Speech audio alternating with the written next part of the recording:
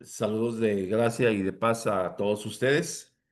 Eh, pues bien, le comentaba al pastor Marín que según nuestro sílabo vamos en tiempo y en forma y hemos cubierto la mayor parte eh, de los reactivos y de las unidades que hemos visto. Quiero compartirlo con ustedes para que tengamos esta misma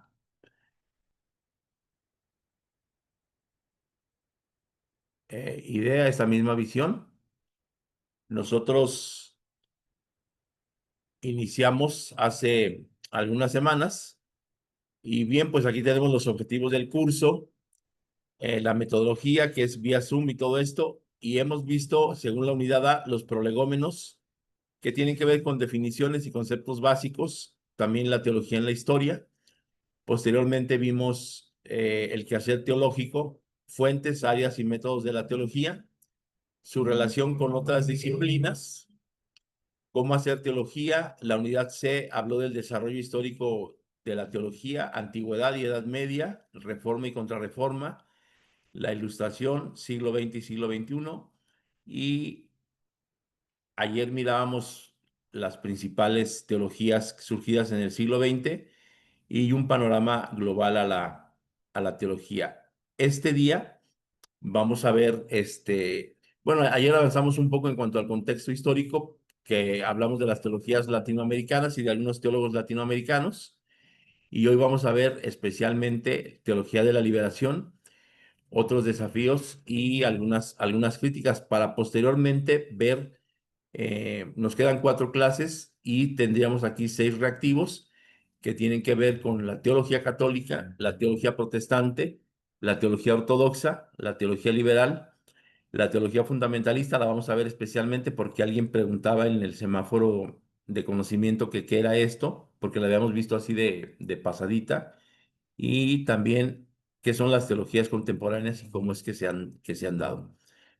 Entonces, quiero volverles a recordar al respecto de cada, de cada semáforo del conocimiento, que lo podamos ir entregando para que no se nos vaya rezagando ahí el conocimiento. Y antes de continuar la clase, saber si tienen alguna pregunta, alguna duda de lo que miramos ayer. Y si no, pues para poder continuar con la clase del día de hoy. ¿Qué tal, Angélica? Buen día. Hola, buen día. ¿Todo bien? ¿Todo tranqui por acá? Eh, Perfecto, pues vamos a continuar. El día de antier, si no mal recuerdo, por ahí les mandé una hoja que hablaba al respecto de la, bueno, no de la fundación, sino de la conformación de la Torá, exactamente del Antiguo Testamento. Y hubo ahí un error en la explicación. Yo expliqué que la escritura era posterior al tiempo exílico, y esto es porque mi confusión se basó en que los años antes de Cristo se cuentan al revés. Entonces, yo comenté que primero fue el momento histórico de Moisés y los 10 mandamientos, y posteriormente se descubre la escritura, y fue al revés, ¿no? La escritura se dio hacia el 3200 antes de Cristo, y aproximadamente 1200, 1250 antes de Cristo es que se empieza a generar la historia del pueblo de Israel con la llegada de Abraham a la tierra prometida. Entonces, quiero aclarar esta parte. Cuando se empieza a vivir eh, la llegada de Abraham a la tierra prometida, ya había escritura. Cuando se vive el Éxodo, ya había escritura. No así que la Biblia se haya escrito o se haya ido escribiendo de forma cronológica, sino que la formación de la Biblia sí se dio hacia el 587 antes de Cristo, y esto fue a través de la tradición oral. Entonces, ustedes ya lo tienen bien explicado en esta hoja que les mandé al respecto de ese momento. Y bueno, pues quise hacer esta aclaración para que no haya alguna confusión mayor a ese respecto. Y pues bien, vamos a continuar con la clase del día de hoy.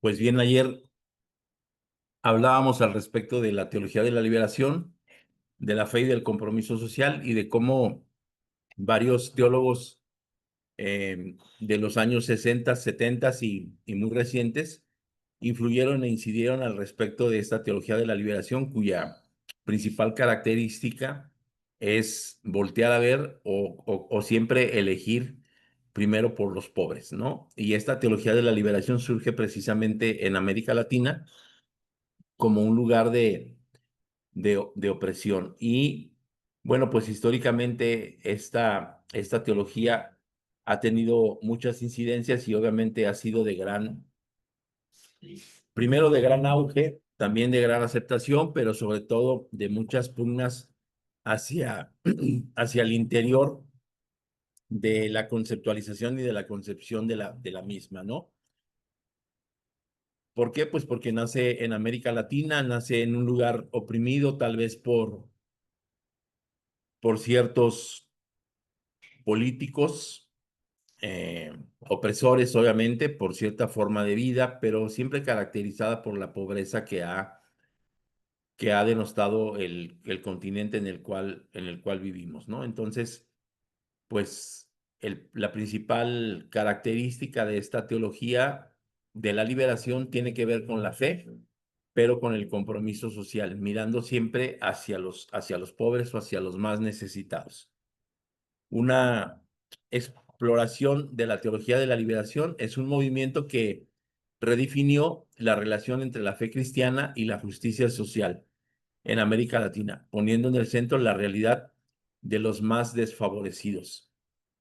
Cuando esta teología iniciaba o cuando este movimiento se empieza a dar, hay algunos librepensadores como José Carlos Mariátegui, un peruano, también como Gustavo Gutiérrez. Él era un marxista y bueno, los tintes marxistas también, o la política también tiene que ver mucho con este movimiento de la teología de la liberación. Y a él en alguna ocasión le preguntaron que qué era ser pobre, a José Carlos Mariátegui. Y él respondía que ser pobre era morir joven. Y morir joven, ¿por qué? Pues porque no se tienen posibilidades de trabajar, no se tienen posibilidades de desarrollarse profesionalmente, no se tienen posibilidades de ascender en en la escala económica o de ascender en, en la clase social en la que naces y lo más normal es que también mueras en esa misma clase social, ¿no? Si nosotros hoy nos preguntamos al respecto de cuánto tiempo tardaríamos nosotros en cambiar de una clase social si nosotros estamos en una clase social que tenga que ser baja, por ejemplo, tardaríamos aproximadamente 14 generaciones en dejar esa clase social para ascender a otra clase social. Digo, salvo contadas excepciones que te ganes la lotería o que logres algo, algo importante y cambies así, pero el grueso de este cambio, de esta transformación, se da generacionalmente a través del tiempo, ¿no? Entonces, Mariátegui decía precisamente esto, Ser pobre es morir joven. Y nosotros podemos definir qué es ser pobre y tal vez nosotros relacionamos la pobreza con escasez, relacionamos la pobreza con enfermedades, relacionamos la pobreza con muchas otras cosas no tan conceptualizadas como un libre pensador marxista o un filósofo de la economía.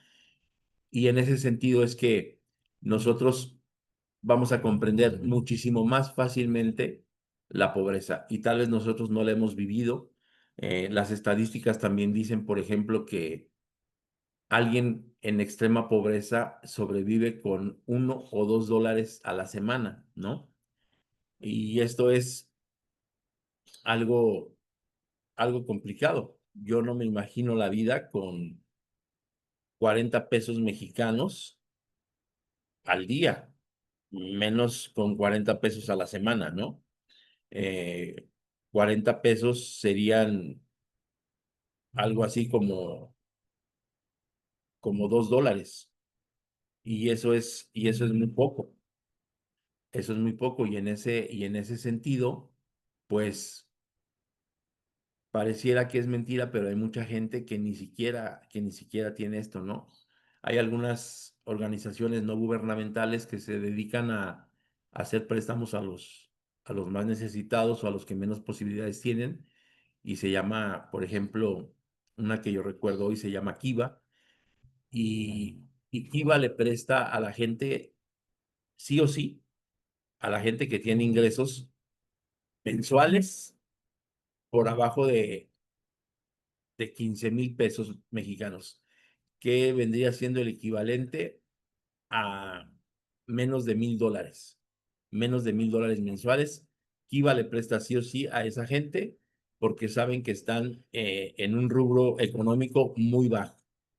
Entonces, esto habla de que la pobreza no solamente está en México a flor de piel, se habla en que en la actualidad, por ejemplo, en México hay o habemos cerca de 40 millones de personas en pobreza, no en extrema pobreza, sino pobreza en general, desde una pobreza que tiene esos recursos de menos de $1,000 hasta pobreza extrema, gente que vive con casi $2 este, a la semana. Entonces, nos damos cuenta que esta teología de la liberación está pensada en una gran parte de la población de América Latina, no solamente en un sector como lo fue el Perú, que es en donde nació, o en un sector que puede ser Quito, Ecuador, no, no, no. Está pensada en la gente pobre del mundo. Y es por eso que esta teología esta teología de la liberación, que es parte de las teologías latinoamericanas, empieza a tener mucha influencia y obviamente empieza a pensarse al respecto de muchas más teologías de la liberación o contemporáneas, que es, por ejemplo, la teología feminista, la teología indígena, la teología del migrante, la teología negra, la teología queer y todo este tipo de teologías de la liberación o contemporáneas que empiezan a surgir posterior a la teología de la liberación, ¿no? La teología de la liberación surge en la década de los 60 como una respuesta vital a las profundas desigualdades sociales y económicas de América Latina. Anuncia la ineludible necesidad de la participación cristiana activa. Aquí no habla de la participación cristiana de alguna religión o de alguna iglesia en lo particular, sino habla del cristianismo, ¿no? Anuncia la ineludible necesidad de la participación cristiana activa en los procesos sociales, buscando la liberación de las clases populares oprimidas económica y políticamente. Se trata de una relectura radical del Evangelio desde la perspectiva de la pobreza.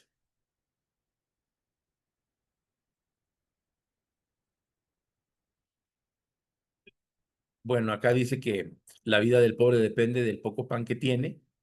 Quien se lo quita es un asesino. Quitarle el sustento al prójimo es como matarlo. No dar al obrero su salario es como quitarle la vida. Esto dice un libro que se llama Eclesiástico, que es un libro apócrifo, y aquí quiero hacer una puntualización. Apócrifo no quiere decir prohibido ni quiere decir falso. Apócrifo quiere decir guardado. Es decir, este libro, al momento de la conformación del canon bíblico, se estudió y no pasó el canon. Es decir, no cumplió los parámetros y por eso es un libro llamado apócrifo, ¿no? Pero no tiene que ver nada con falso, con prohibido, sino más bien es un libro guardado, es un libro oculto. ¿Por qué? Pues porque no cumplió con los estatutos de un canon para que conformara la Biblia. Sin embargo, eso no dice que esté prohibido leerse, sino si estuviera prohibido, si tuviera esa categoría, pues simple y sencillamente los primeros padres ni siquiera hubieran sido capaces de leerlo, de analizarlo para posteriormente ponerlo dentro del canon bíblico, ¿no? Como sí pasó con los otros libros que ustedes y yo conocemos.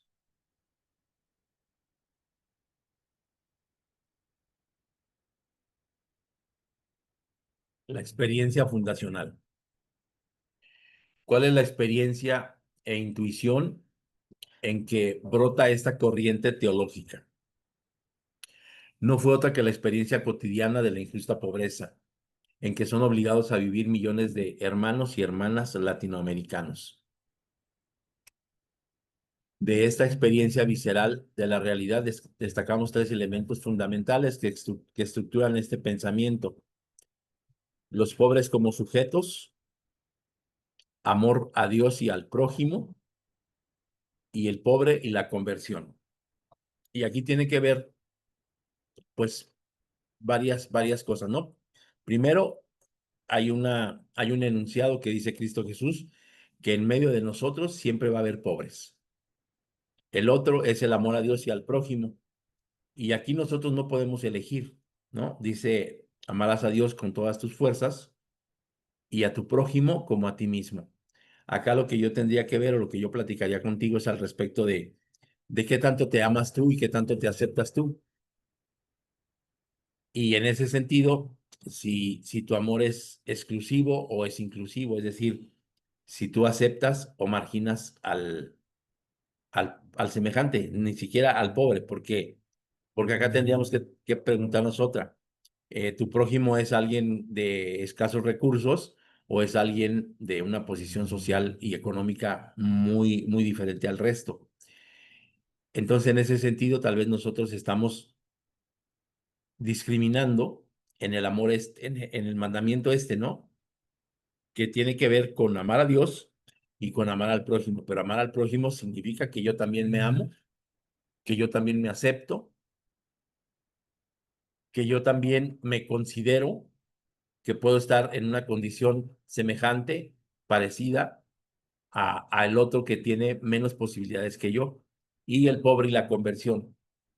Es decir, en ocasiones tenemos que pensar que no se puede vivir como sin Dios y sin consuelo, ¿no? Porque ser pobre también pareciera como que Dios no voltea a ver al pobre. Y acá, obviamente, Dios no va a bajar para decirle a alguien, oye, te amo y quiero que salgas de esta. No, los agentes del evangelio o los agentes de la cristiandad que se da hacia estos interiores, pues somos nosotros. Recordemos que tal vez nosotros no tengamos un solo don, que obviamente tenemos muchos, pero la palabra de Dios dice que nosotros somos reconciliadores de los hombres con Dios. Es decir, que nosotros somos pieza clave en el ministerio de la reconciliación. Y en ese sentido es que a lo mejor no evangelizo, a lo mejor no predico, a lo mejor no soy maestro y me comprendo así como que no tengo ese don, pero tengo una obligación. Yo soy parte integral del ministerio de la reconciliación del hombre con Dios. Y en ese sentido, pues es que yo tendría que trabajar para que el pobre cambie su pensamiento. ¿Cómo? Dándole a conocer que hay alguien que se ocupe, que se preocupa por él y platicándole incluso nuestro propio testimonio. que lo desconozco, pero es una verdad propia y esa verdad propia convence, porque nadie puede decir lo contrario. Nadie puede decir, es que Dios no actúa así. No, es que Dios actúa así en mi persona. Y el testimonio no está cuestionable para nadie, porque es la vivencia propia. En ese sentido, y desde esa perspectiva, es que nosotros tendríamos que empezar a trabajar en el sentido de llegar a los más necesitados, ¿no?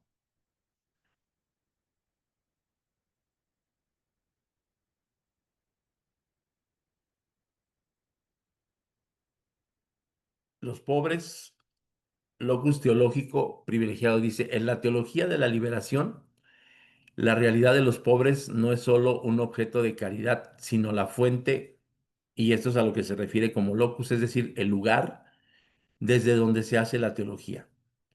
La voz y la vida del empobrecido revelan la voluntad de Dios y cuestionan radicalmente las estructuras de opresión. Implica una opción preferencial por los pobres, un compromiso no ideológico, sino evangélico con aquellos que sufren injusticia.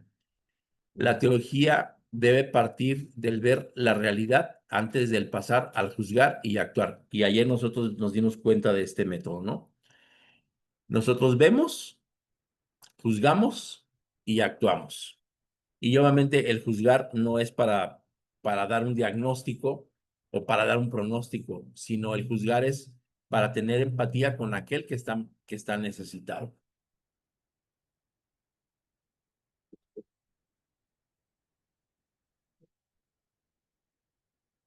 En la década de los 70 fue el escenario de un continuo debate sobre quién es el pobre y qué se entiende por pobreza evangélica.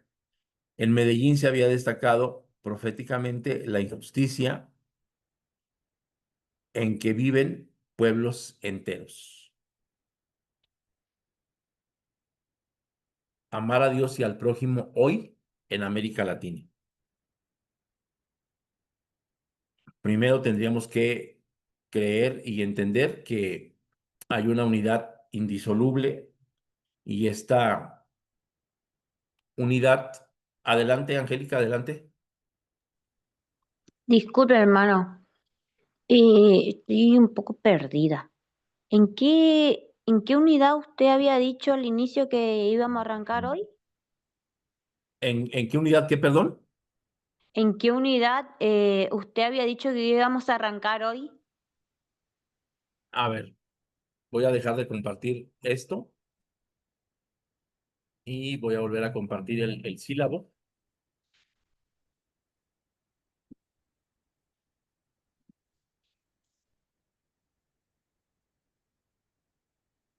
El día de ayer miramos la unidad E, Teología y Teólogos Latinoamericanos, y vimos Sí. a John Sobrino, a Segundo, vimos a Leonardo Boff, vimos a Gustavo Gutiérrez y mirábamos el contexto histórico, las principales figuras y sus contribuciones, que también lo hicimos, y hoy estamos hablando de la teología de la liberación y vamos a ver algunas otras expresiones que se derraman o que se ramifican después de la teología de la liberación. No sé si a esto corresponde tu Ah, pregunta. eso era, eso. Perfecto, estaba ahí perdida, no sabían exactamente. Gracias, gracias. Ah, Seguimos. perfecto.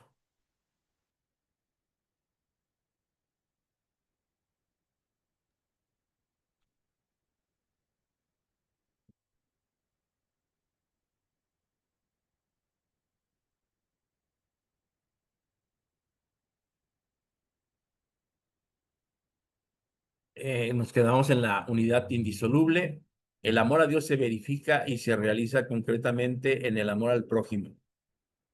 Esta no es una novedad, pero adquiere un significado urgente en contextos de opresión.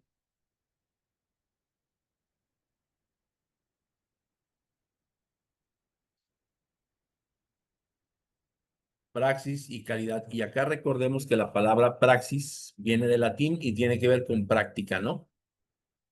La caridad, el amor fraterno, se traduce en la práctica de la justicia y la lucha contra lo que empobrece al otro.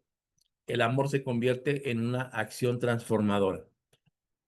Nosotros no tendríamos que levantarnos en armas para poder liberar al pobre. Recordemos que cuando Cristo Jesús viene a la tierra por primera vez, porque creemos en que va a haber una segunda venida, lo que hizo fue un acto de justicia y un acto liberador, diciendo lo siguiente: el reino de Dios ha llegado,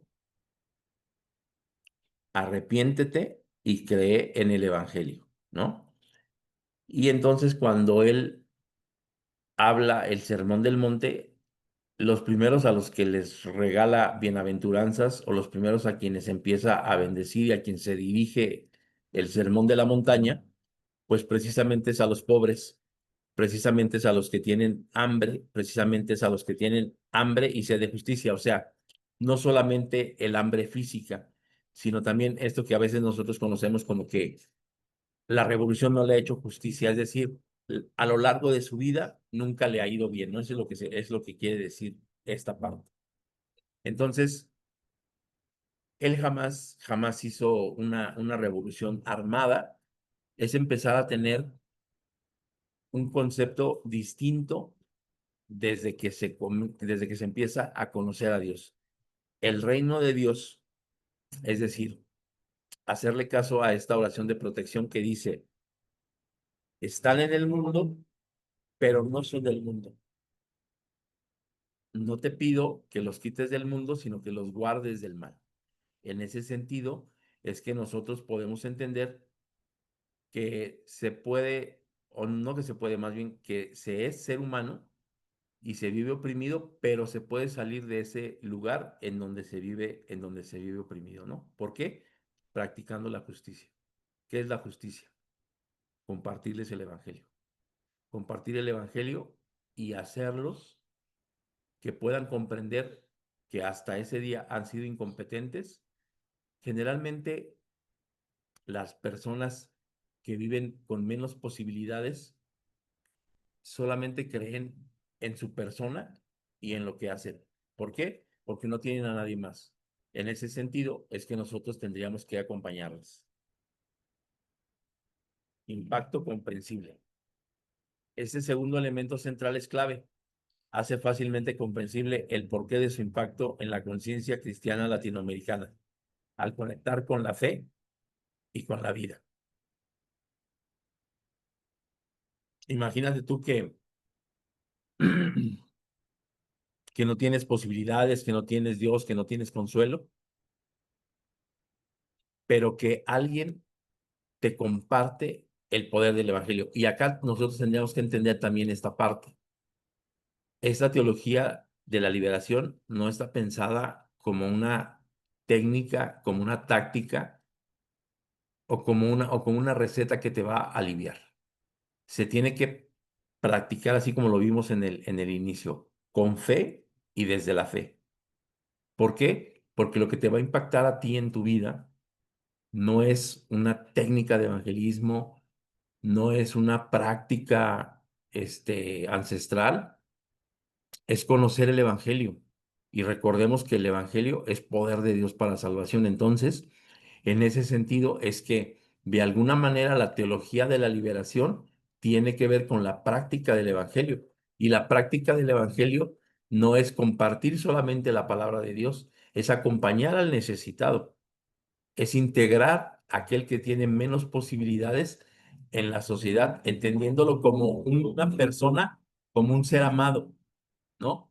Porque generalmente la gente que está en medio de la pobreza no tiene Dios, no tiene consuelo, piensa que solamente a él le ha ido muy mal, y en ese sentido es que nosotros tenemos que motivarles. Tal vez sí exhortarles, porque cuando se es pobre también se vive en pecado, pero más que juzgar su pecado, lo que tendríamos que sopesar más fuerte o darle mayor énfasis es a que hasta el momento en que nosotros llegamos a él, es que no se ha conocido, él no ha conocido el evangelio como para que cambie, como para que deje su forma antigua. Por eso Por eso está el ver. Vemos cómo piensa, vemos cómo actúa, vemos cómo siente, vemos cómo trabaja, vemos cómo se dirige y juzgamos con empatía. Nos vamos a terminar dando cuenta en esta dialéctica, se merece o no la salvación. Para empezar, la salvación es para todo aquel que cree. ¿Y cómo van a creer si nadie se los ha preguntado? Si nadie los ha incluido. Entonces, la teología de la liberación tiene que ver con llevar el evangelio a los que están necesitados.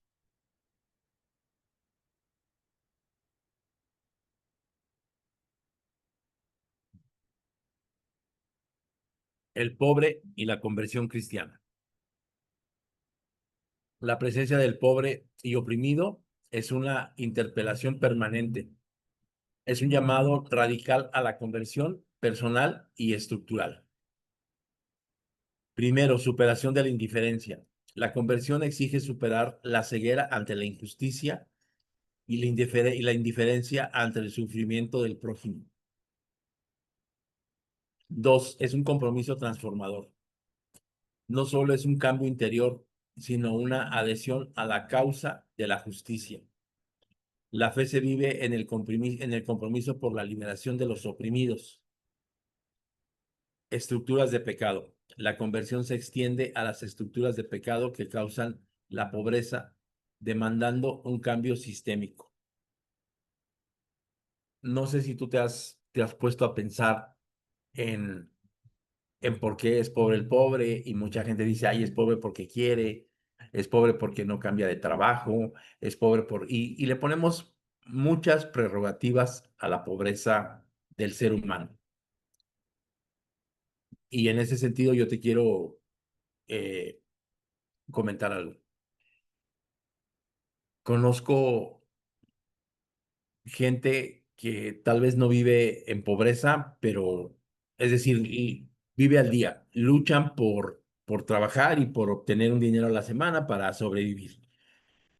Pero esa lucha, esa lucha por trabajar y por hacer algo, eh, vamos a decir que ganan X cantidad de dinero, pero esa X cantidad de dinero la invierten muchísimo más en sus vicios y en sus placeres que en salir de la pobreza, por ejemplo. Es decir, conozco gente que gasta tal vez el 100% de sus ingresos diarios en, en cerveza y no en una o en dos. Eh, Tengo un vecino que se puede llegar a tomar 10 cervezas y, por ejemplo, aquí hay una presentación de una cerveza que le dicen caguama y es 1 litro y él se puede tomar 10 o 12 de esas al día. Cuestan cerca de $2 cada una de estas y entonces al día este hombre se gasta $40, pudiendo ahorrar, pudiendo invertir, pudiendo hacer muchas cosas, pero él está obcecado en su necesidad de tener placer a través del alcohol. Conozco otra persona, él es amigo mío y él, por ejemplo, gasta mucho dinero en cigarros. Se fuma 2 cajetillas al día y la marca en la que él se fuma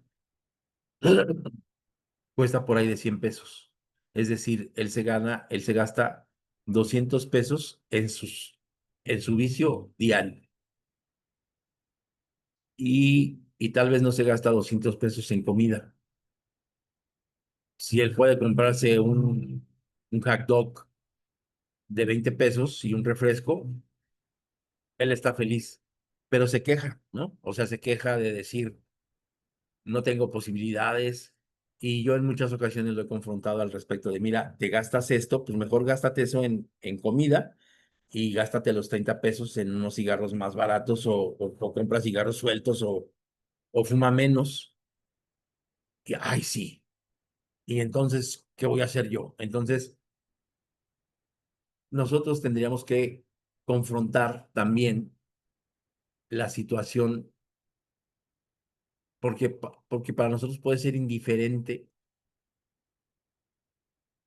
pero también tendríamos que darnos cuenta de que este es un compromiso transformador, como lo vimos hace un momento, y que el pecado, es decir, el error en el que se vive, no le vamos a poner pecado como algo capital, sino vamos a entender el pecado como es. No dar en el blanco es pecado. Entonces, tendríamos que entenderlo desde esta dimensión. La estructura que tiene el pecado está hecha para estar en un círculo vicioso. Entonces, cuando el evangelio llega a la vida de la gente, tiene que empezar a romper esas estructuras de pecado, ¿no? Amar al prójimo se hace verdad cuando amamos a los que están empobrecidos en la tierra. La conversión etimológicamente significa retomar el camino. La conversión cristiana es retomar el camino del amor al prójimo, el modo de Jesús, sintonizar con el corazón de aquel, llorar con su dolor y alegrarse con sus gozos. Y acá lo que yo te quiero comentar es que tal vez nosotros hacemos lo que yo hago, proponerle cosas que él no entiende porque él lleva mucho tiempo pensando y viviendo como lo hace en la actualidad. Entonces, más que proponerle cambios, es presentarle a Jesús, ¿no? Es presentarle a Jesús. Y de esa manera, él va a retomar el camino. Entonces, estar del lado de los pobres es parte de esta teología de la liberación.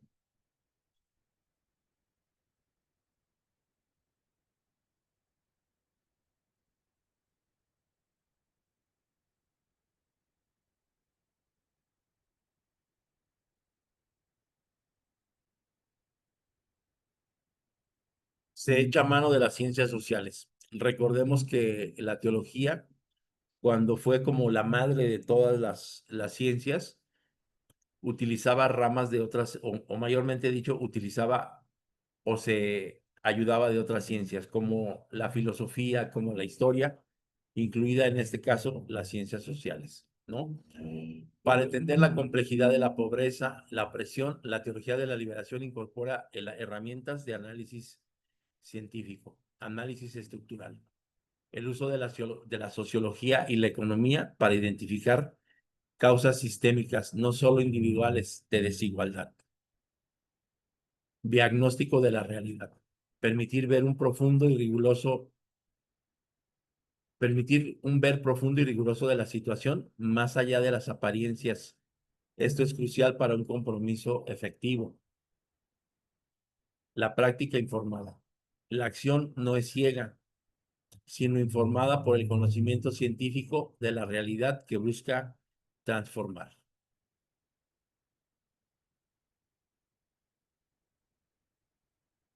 El concepto integral de la liberación. Si nosotros empezamos a tener, dice, la teología de la liberación propone una perspectiva de liberación. Déjenme ver si puedo recorrer tantito esto para... Esto es.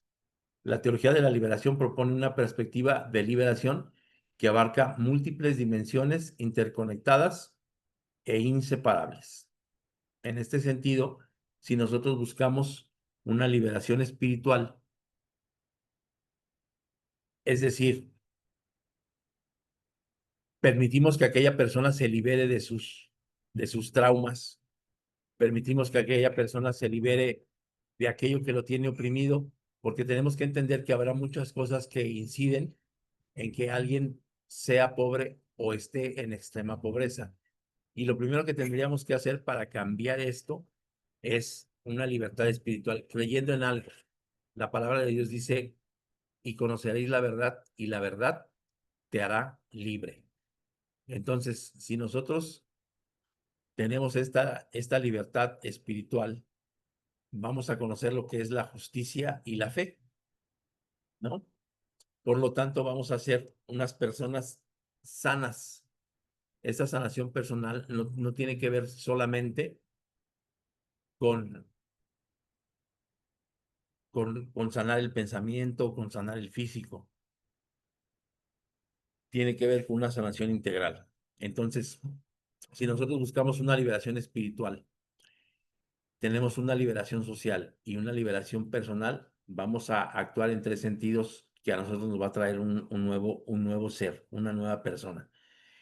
Justicia y fe, es decir, ahora aquella persona va a vivir con Dios, va a vivir con consuelo, va a ser una persona sana, va a ser una persona íntegra. Para Dios no hay imposibles. Tendríamos que recordar la narración de los endemoniados o del endemoniado Gadareno, cómo se lastimaba, cómo vivía en una opresión total y absoluta. Eh, Incluso él era capaz de romper yugos fuertes y no le importaba cómo se lastimaba su cuerpo con tal de sentir que él podía. Pero cuando él tiene esa sanación, entonces permanece a los pies del Salvador. Incluso le dice, oye, llévame contigo. Y él le dice, no, no, te tienes que quedar para que proclames el Evangelio en tu región. Entonces, esto trae como consecuencia una salvación integral, una transformación íntegra. Recordemos que aquella gente no podía conocer a este endemoniado, ¿no? ¿Cómo es posible que después de dormir o después de vivir en un cementerio, cómo es posible que después de hacerse daño, cómo es posible que después de solamente intentar lastimar a los demás, ahora este hombre comprende el amor de Dios y no solamente lo comprende, sino que quiere vivir junto a él para acompañarlo y el Señor le dice, no, ya estás transformado, ya estás sanado, ya conoces la justicia, ya tienes fe, has sido liberado, ahora quédate porque eres íntegro y vas a predicar el Evangelio en tu región. Entonces, de esto se trata la teología de la liberación, no solamente de tratar de buscar una ayuda y una solución para el pobre, sino de llevarlo hasta su total y absoluta transformación y si lo podemos decir, hasta su total y absoluta reintegración. Recordemos que hace un momento mirábamos al respecto de retomar el camino. Entonces, cuando nosotros le comentemos o cuando nosotros empecemos a trabajar en la transformación de alguien, lo estamos llevando nuevamente por ese camino que él en algún momento dejó y de esa manera es que entonces ahora lo vamos a integrar en ese camino, recordando esto, ¿no? Cristo Jesús es el camino, es la verdad y es la vida. Y en ese sentido es que nosotros vamos a llevarles. Y a nosotros nos estará dejando algo bien interesante. Vamos a empezar a practicar evangelismo social, ¿no? Y obviamente, pues vamos a tenernos ocupados en algo que le agrada a Dios, que le agrada al Señor. ¿Por qué? Porque estaremos siendo parte de este ministerio de la reconciliación del hombre con Dios. El objetivo final es la salvación integral del ser humano en su contexto histórico. El contexto histórico del ser humano, si lo recordamos, es, es el de una humanidad caída. Es el de una humanidad que por haber optado por el pecado, por la maldad, pues entonces está alejada de Dios. Y en ese sentido es que nosotros tenemos este compromiso de reconciliar al ser humano con Dios. Antes de continuar, me gustaría preguntar si hay algún cuestionamiento, algún comentario, algo que se tenga que añadir a la clase para poder continuar con la segunda parte de la clase de hoy.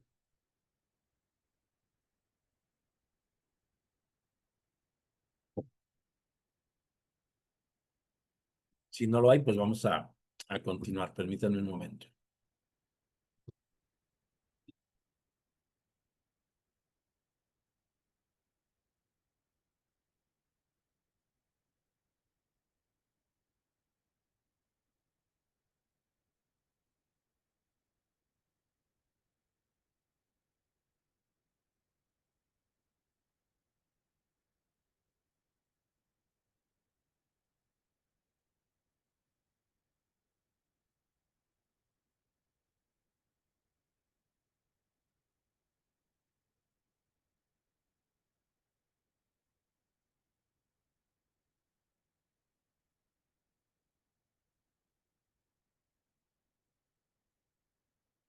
Eh, Pregunta, ¿sí se está visualizando lo que estoy compartiendo? Está cargando. ¿Se está Ahí cargando? sí. Ok, está como lenta entonces esta cosa. Ya se ve. Ya se ve perfecto.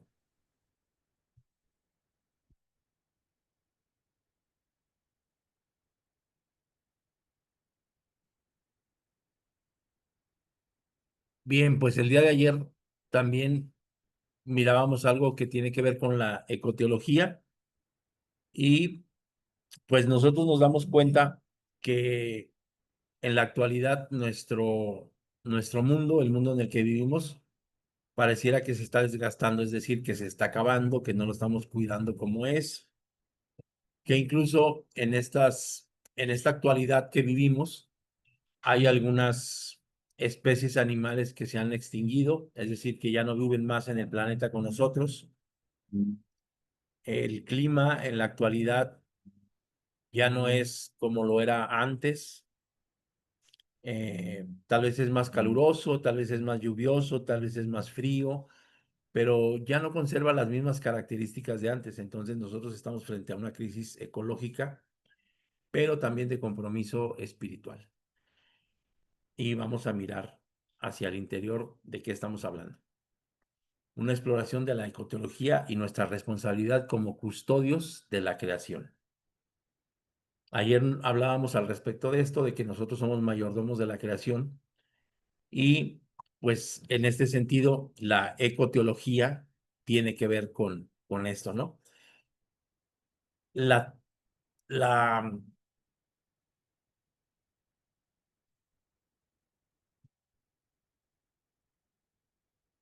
el nombre que se le dio a esto es ecoteología y obviamente es una teología contemporánea que tiene que ver con la teología de la liberación, es decir, posteriormente a la teología de la liberación, es que surge esta teología y el principal promotor de esta es el teólogo que mirábamos ayer, que se llama Leonardo Boff, él es brasileño. Salvaje no es quien vive en los bosques, salvaje es quien los destruye. Y en este sentido, pues nos podemos dar cuenta de esto. No solamente se destruyen los bosques, sino se contaminan los ríos, se contaminan los lagos, se contaminan los mares y, y la persona que a veces vive como ermitaño, alejada en algún bosque o lejos de las ciudades, pues luego inmediatamente se le pone esta etiqueta de que, pues ha de ser como salvaje. Pero acá nos podemos dar cuenta de que tal vez él es un cuidador, un protector de su entorno, de su medio ambiente, y los salvajes somos nosotros que no cuidamos, que destruimos. Por ejemplo, en México se hacen carreteras y no les interesa pasar por una sierra boscosa, no les interesa desviar un río, y así es como en la actualidad vive el ser humano, ¿no?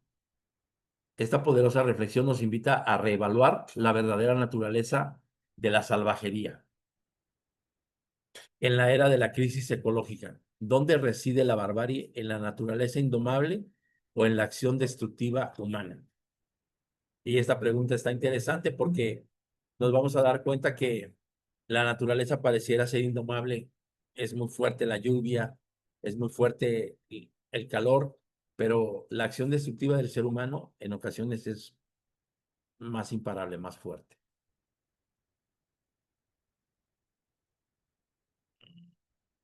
A ver, déjenme ver algo. Ahí está ya.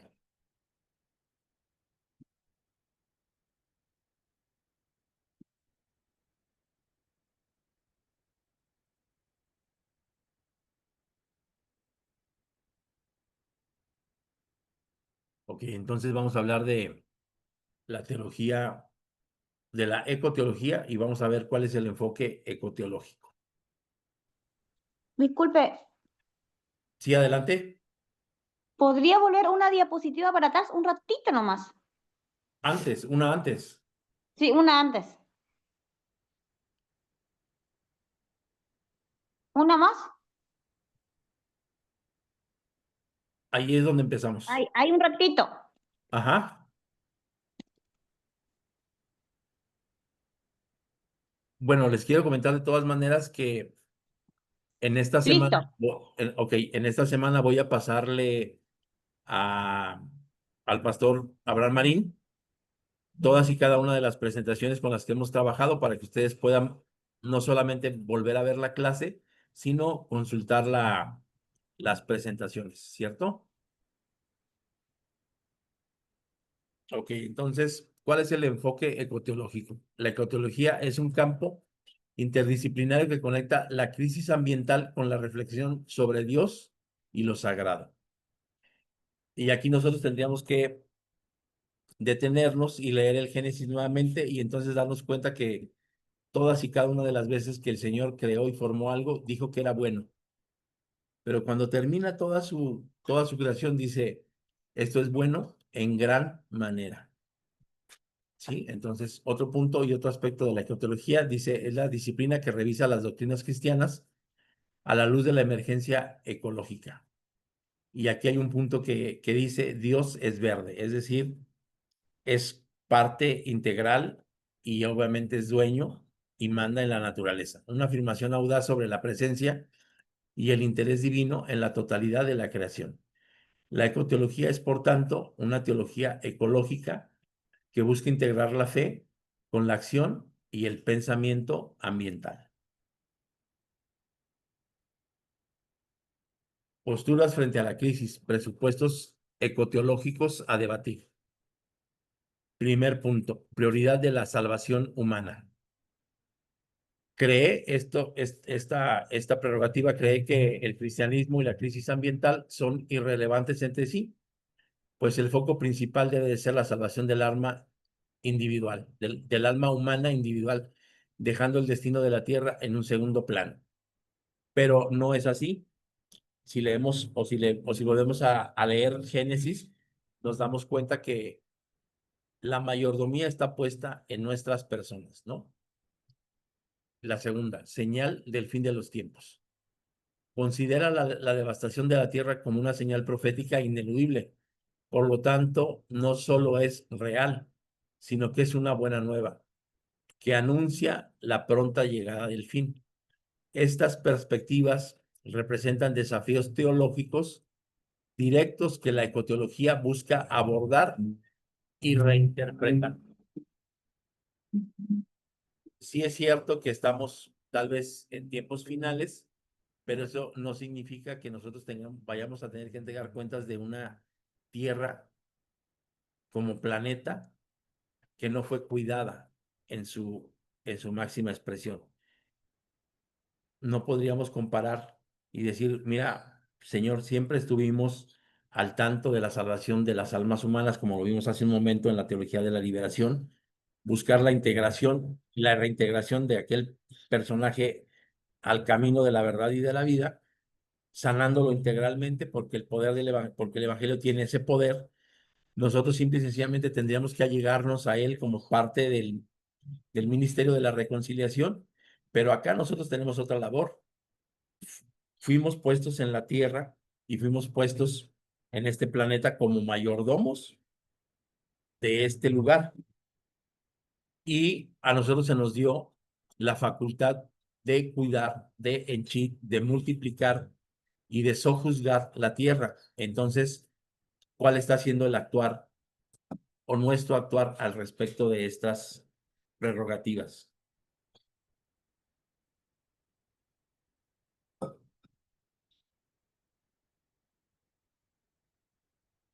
Respuestas alternativas ante la crisis. La búsqueda en otras tradiciones frente a un sistema cristiano percibido como corrupto. Esta postura explora otras fases para encontrar recursos espirituales que mitiguen la crisis ecológica. Promueve una experiencia religiosa profunda desde diferentes tradiciones. Y acá yo creo que es interesante voltear hacia los orientales, que ellos tienen un respeto y, y una integración más profunda con la naturaleza que nosotros, ¿no? Pero también tendríamos que buscar otros lugares, por ejemplo, que yo les platicaba en clases pasadas, como en la Ciudad del Cabo, en en donde la gente vive, bueno, vive sin agua porque ellos solamente tienen permitido utilizar 19 litros de agua al día por persona. Entonces podemos comparar cómo cómo hay gente que tiene una profunda relación con la naturaleza, cómo hay gente que respeta la naturaleza, cómo hay gente que el entorno para ellos es lo máximo, lo cuidan, lo protegen, pero como hay otros que han llegado al extremo de una escasez de los recursos naturales no renovables como puede ser el agua en este caso. No solamente tendríamos que pensar en un factor o en un elemento como es el agua, sino tendríamos que pensar en muchos lugares, en los bosques, en las selvas, que es lo que principalmente nos estamos acabando con este desarrollo urbanístico que tenemos, con esta sobrepoblación en la cual estamos viviendo y que más allá de buscar lugares adecuados en donde la humanidad se pueda desenvolver, pues nos acercamos y hacemos más grandes las ciudades, hacemos más altos nuestros edificios, terminamos cada vez más con lugares reservados para la naturaleza y pareciera que no nos interesa porque es como si sobrara. Y la verdad de las cosas es que sí podemos volver a plantar un árbol, sí podemos volver a, a tener campos verdes, pero si destruimos montañas, si destruimos montes, eso ya no lo vamos a poder recuperar. Y en ese sentido es que nosotros tendríamos que cuidar y que proteger esta tierra que nos ha sido encomendada, ¿no? La revisión profunda de la fe. Este enfoque realiza una revisión radical de las verdades religiosas. Busca reavivar el sentimiento de lo sagrado utilizando una multiplicidad de caminos, incluyendo el cristianismo. Su objetivo principal es promover la experiencia religiosa de la tierra, más allá de salvar la imagen de una fe en lo particular. No solamente es cuidar y proteger nuestra fe, sino es proteger y cuidar el entorno en el cual nosotros vivimos y nos desarrollamos. Preguntas centrales de la ecoteología. Desde la premisa de que Dios es el creador, la ecoteología se enfoca en cuestionamientos profundos que redefinen nuestra relación con el mundo. Relación divina y creación. ¿Cuál es la voluntad de Dios para su creación? ¿Cuál es la relación intrínseca de Dios con todo lo creado? Esas son cuestiones que tendríamos que manejar desde un inicio. Identidad y rol humano. ¿Quién soy yo?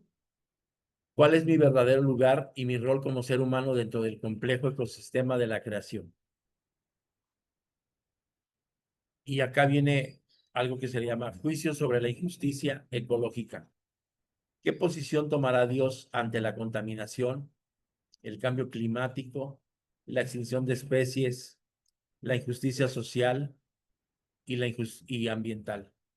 ¿Qué postura tomará Dios a ese respecto, comparado con el quién soy yo? Es decir, si yo me considero como un mayordomo de esta creación de Dios o simple y sencillamente habito la tierra porque aquí me tocó estar y vivir, ¿no? Entendiendo que la relación entre el planeta Tierra y nosotros, como cristianos, hay una relación intrínseca ya que Dios es el que ha creado todo esto. Y a nosotros nos ha dado no solamente la oportunidad, sino la responsabilidad de cuidar este planeta en el cual vivimos. Definición y alcance de la ecoteología. Esta disciplina es un movimiento holístico que va más allá de la mera academia, buscando una transformación integral.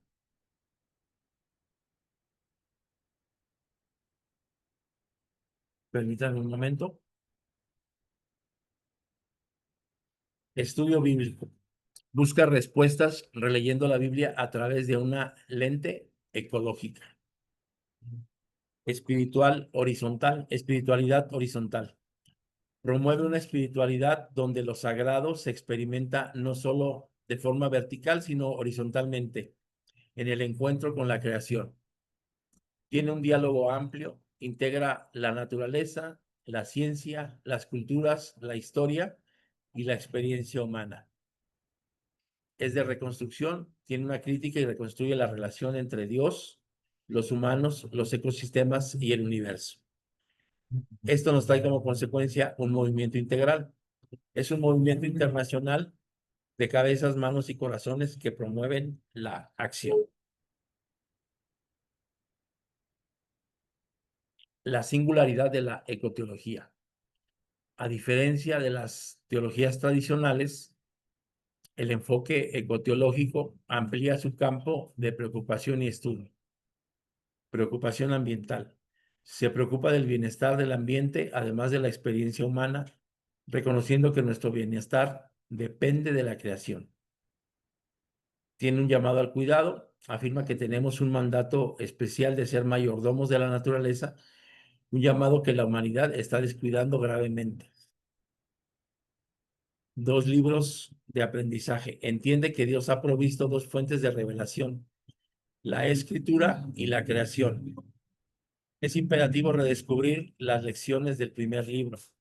Y nosotros sí leemos la escritura, pero acá nosotros nos damos cuenta que la creación es un lugar en donde nosotros podemos leer. Hay un salmo que dice que los cielos cuentan la gloria de Dios y el firmamento afirma su gloria. Entonces, en ese sentido es que nosotros, al observar nuestro entorno, al observar la naturaleza, podemos descubrir que a través de esta naturaleza el Señor se revela a nosotros, no solamente con esta responsabilidad que nos da a nosotros como mayordomos de la creación, ¿no?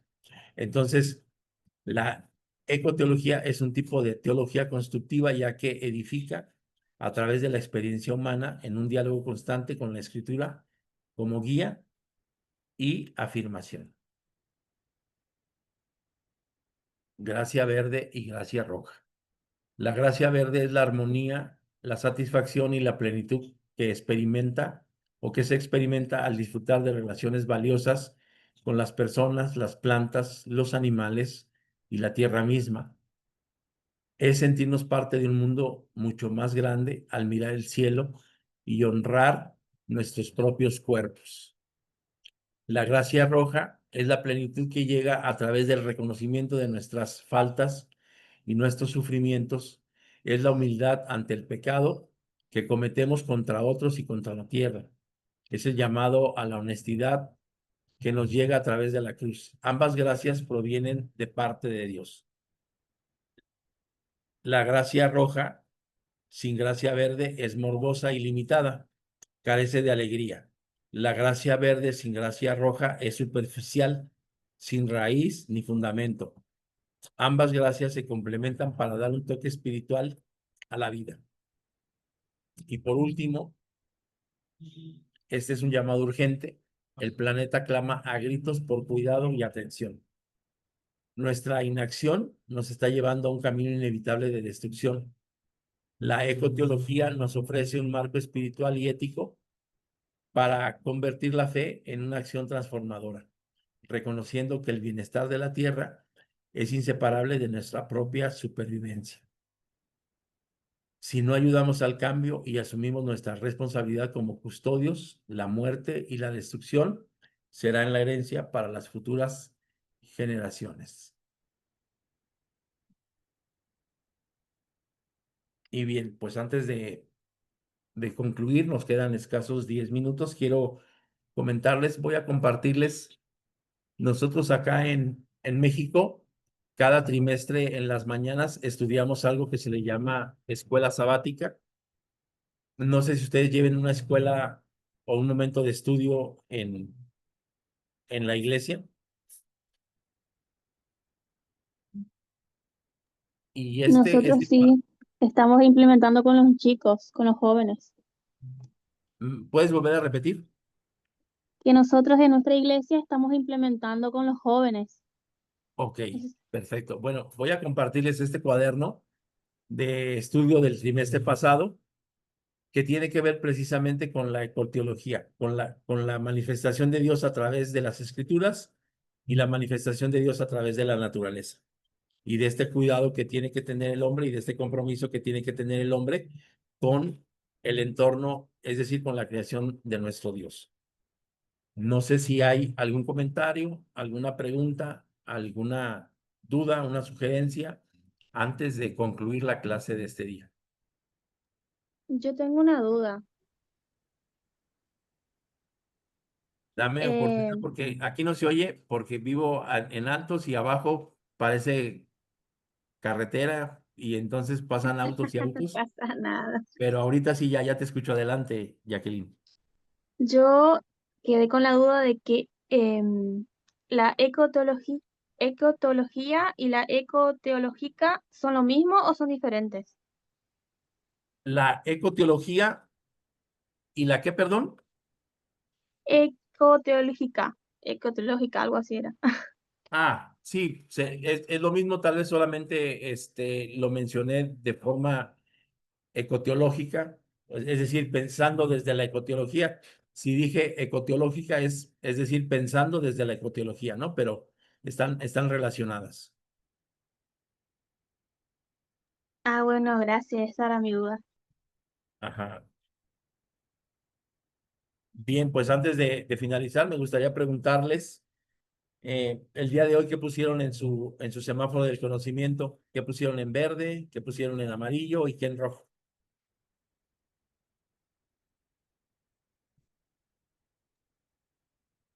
En verde puse la teológica de la liberación, que la puedo entender muy bien. Eh, También, a ver, que tengo todo anotado. Eh, el análisis estructural, diagnóstico de la realidad, praxis, crisis ecológica y compromiso espiritual, contaminación y señal del fin del mundo y todas esas cosas que usted había explicado, yo lo puse en la verde. Lo único que me quedaba un poquito en duda era que justo en el semáforo amarillo era la que hace un ratito le pregunté, que era lo ecoteológica y la ecoteología. En rojo no tengo nada.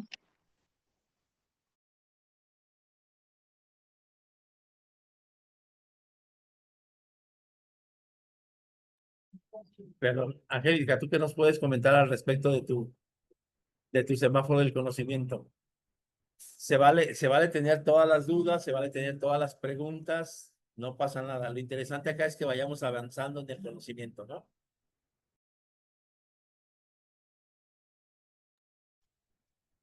Eh,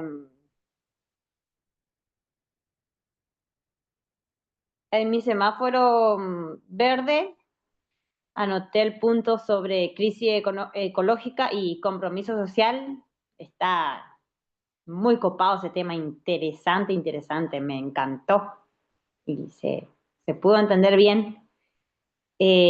También me gustó el tema sobre concepto integral de la liberación, está muy bueno también ese tema. Nunca, nunca tenía en cuenta eso sobre lo que Dios quiere para nuestra vida, liberarnos de todos, de todo. También anoté en mi semáforo verde sobre amar a Dios y al prójimo hoy en América Latina, que ahí entrarían los tres ítems de unidad insoluble, praxis de la caridad, impacto incomprensible, que me gustó y pude comprender esos tres puntos. En mi semáforo amarillo no anoté nada y en el rojo, si no anoté es porque tengo que volver a rever. Todo lo que no anoté es porque está en el rojo.